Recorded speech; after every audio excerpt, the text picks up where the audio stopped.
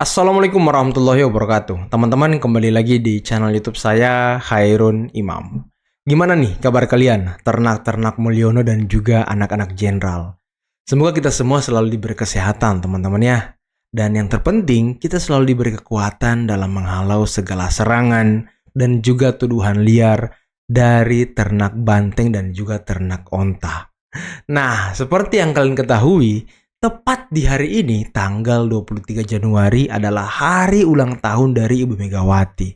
Dan menurut kabar dan isu-isu yang beredar beberapa minggu atau beberapa hari belakangan ini, bahwa Pak Prabowo akan bertemu dengan Ibu Megawati di hari ulang tahun Ibu Mega. Tapi sayangnya itu tidak terjadi, teman-teman. Kalau nggak salah ya, Pak Prabowo sekarang sedang melakukan kunjungan kenegaraan ke India kalau nggak salah. Silahkan di cross check lebih lanjut teman-teman ya. Padahal Ibu Mega sudah mengirimkan minyak urut untuk Pak Prabowo. Aduh, ini Pak Prabowo membuat orang kecewa kali ini ya. Tapi ada kado yang terindah dari Mas AHY Agus Harimurti Yudhoyono kepada Ibu Megawati, teman-teman. Dan kadonya ini sangat bisa menyayat hati kali ya. Jadi bukan kado yang membahagiakan, teman-teman, tapi kado yang menyayat hati. Karena Mas AHY membongkar beberapa intrik politik dari PDIP kepada Demokrat kurang lebih selama 9 tahun, teman-teman. Dan selain itu, netizen ataupun ternak-ternak Mulyono dan juga anak-anak jenderal di media sosial juga membongkar bagaimana kelakuan Ibu Megawati yang selalu bermusuhan dengan mantan-mantan presiden lainnya. Ini ada apa ya? Nah, itu akan terjawab di video ini, teman-teman. Tapi sebelum kita mulai, jangan lupa like, subscribe, dan share. Dan tanpa perlu berlama-lama lagi, mari kita mulai videonya berikut ini.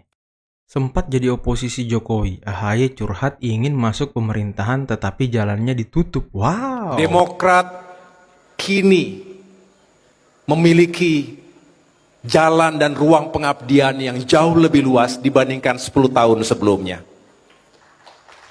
Mantap AHY. Mari kita syukuri. Setelah 10 tahun kita berada di luar pemerintahan,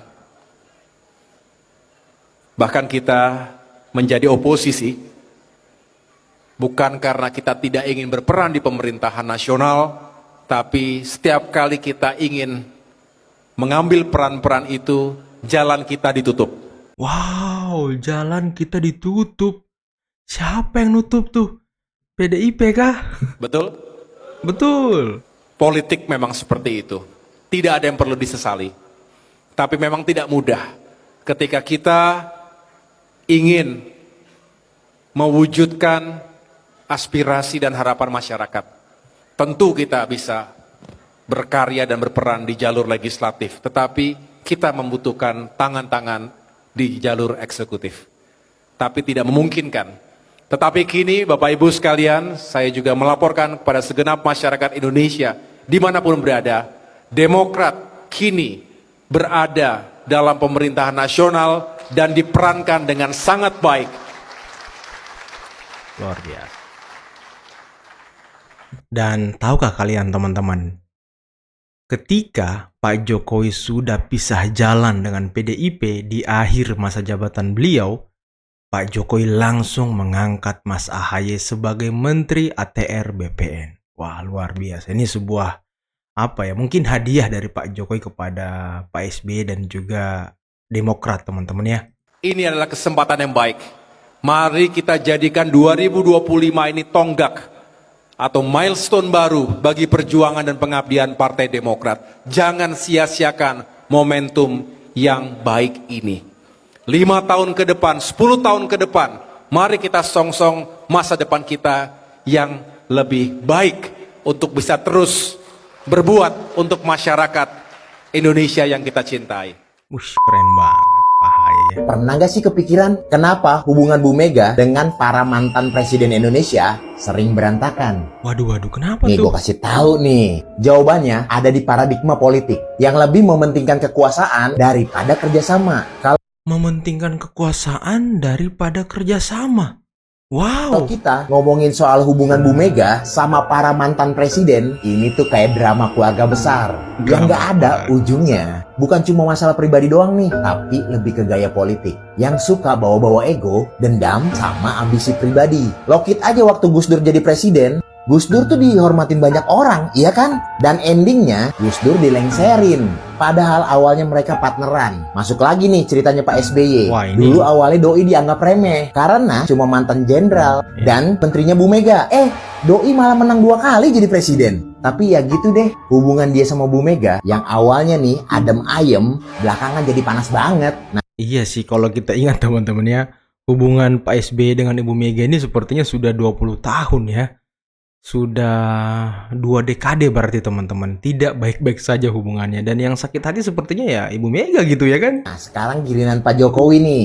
Awalnya kan orang-orang pada mikir nih, Jokowi itu bakal nurut-nurut aja ke Bu Mega. Siapa sangka Jokowi jadi pemain politik mandiri. Banyak keputusan yang dia bikin tanpa ngelibatin Bu Mega. Apalagi di akhir masa jabatannya nih. Terus waktu Doi deket sama Prabowo, makin heboh banget. Puncaknya itu pada saat Pilpres 2024. Prabowo dan Jokowi bestie banget. Hubungan Prabowo dan Jokowi masih baik sampai sekarang.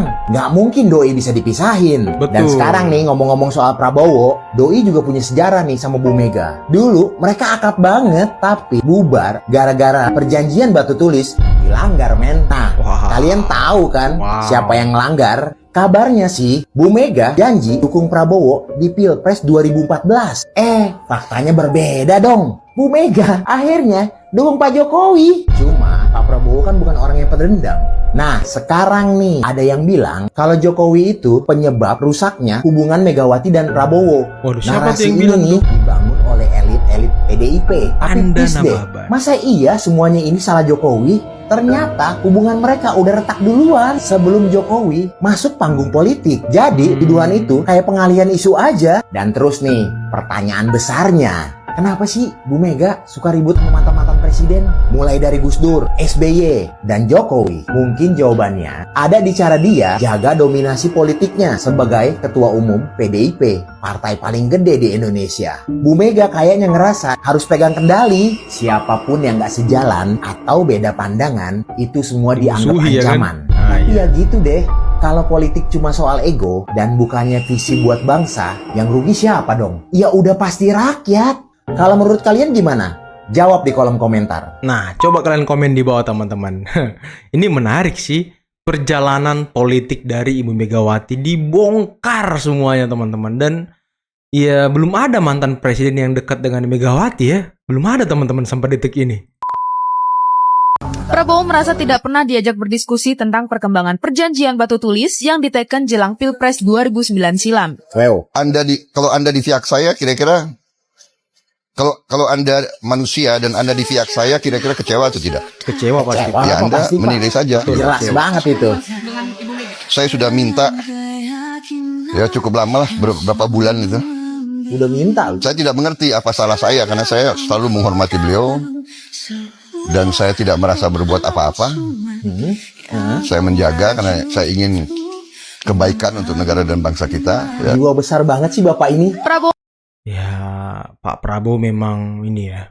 Berlapang dada teman-teman. Betul-betul negarawan beliau. menilai wajar jika perjanjian berubah. Namun ia mempertanyakan ketiadaan informasi tentang perubahan rencana partai berlambang benteng moncong putih PDIP. Nah lo, Padahal salah satu poin perjanjian batu tulis adalah dukungan Ketua Umum PDIP terhadap pencalonan Prabowo Subianto sebagai calon presiden tahun ini. wow. Suatu perjanjian kan antara dua pihak yang kalau hubungannya baik, kalau memang tadinya mau Jadi udah ada perjanjian nih sebenarnya. diakhiri, ya kan bisa saja. Saya tadinya berharap saya dipanggil, saya diberitahu gitu kan. Masih Karena berharap loh perjanjian kan Bapak ini loh. kalau memang nggak cocok kan bisa saja. Wow, Pak Prabowo masih berpositif thinking teman-teman. Pak Prabowo masih menunggu gitu panggilan, diobrolin. Kalau memang batal ya udah diobrolin gitu baik-baik. Jangan serta-merta sepihak ya kan. Aduh, tapi ya sepertinya teman-teman ya yang mengabulkan ataupun yang akhirnya menjalankan perjanjian Batu Putih itu ya Pak Jokowi.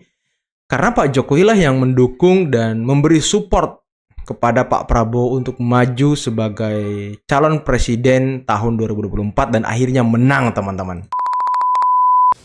Kemudian kriteria selanjutnya adalah harus bisa memberi terobosan teknologi.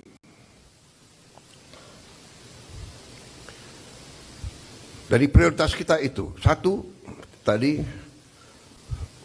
bahwa harus menciptakan lapangan kerja, tingkatkan produktivitas, swasembada pangan, swasembada energi. Dengan swasembada pangan dan swasembada energi kita aman. Kita tidak boleh bergantung kepada sumber di luar negeri. Sudah berkali-kali saya tekankan itu. Dalam krisis dunia tidak ada negara yang akan mengizinkan pangan keluar dari negaranya. Ini sudah hukum sejarah. Dan kriteria selanjutnya harus bisa menghasilkan terobosan teknologi. Berarti pengeluaran investasi untuk sumber daya manusia, untuk pendidikan, untuk sains dan teknologi, ini termasuk Yang paling penting. Sesuatu yang vital dan sesuatu yang harus kita jalankan. Jadi saudara-saudara, saya tegaskan kembali bahwa hal-hal di luar itu yang bersifat seremoni, upacara, merayakan ulang tahun ini, ulang tahun itu, hari perjalanan ini, dinas, hari itu, kita tidak anggarkan. Perayaan sejarah, perayaan ulang tahun laksanakan secara sederhana di kantor, di ruangan.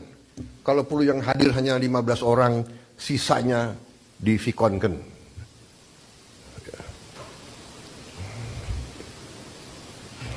Perjalanan dinas dikurangi.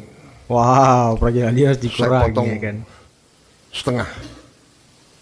Dengan setengah kita bisa menghemat 20 triliun lebih. Kalau kita hitung 20 triliun, berapa puluh ribu sekolah, gedung sekolah bisa kita perbaiki.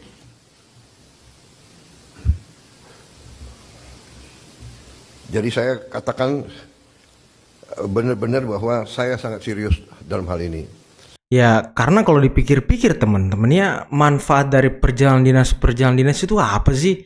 Studi banding itu apa sih? Emang ada hasilnya gitu ketika mereka setelah studi banding, kemudian ya hasil dari studi banding itu apa gitu? Apa yang mereka perbuat? Apa yang mereka canangkan? Apa yang mereka pelajari setelah perjalanan dinas, setelah studi banding? Ada nggak hasilnya gitu? Kalau nggak ada ya emang percuma kan? Ya ini kedok buat pejabat-pejabat doang nih untuk jalan-jalan teman-teman. Dan untung Pak Prabowo memangkas semuanya karena ya faktanya bukan faktanya sih, mau faktanya nanti dibilang hoax lagi ya kan. Tapi ya dugaannya memang begitu teman-teman. Ya pejabat studi banding perjalanan dinas ke sini ke situ ya akal-akalan mereka aja tuh mau jalan-jalan. Ya nggak sih teman-teman? Saya minta loyalitas semua menteri, semua kepala badan untuk patuh dalam hal ini, ya. Dan saya terima kasih kepada tim keuangan yang telah menjalankan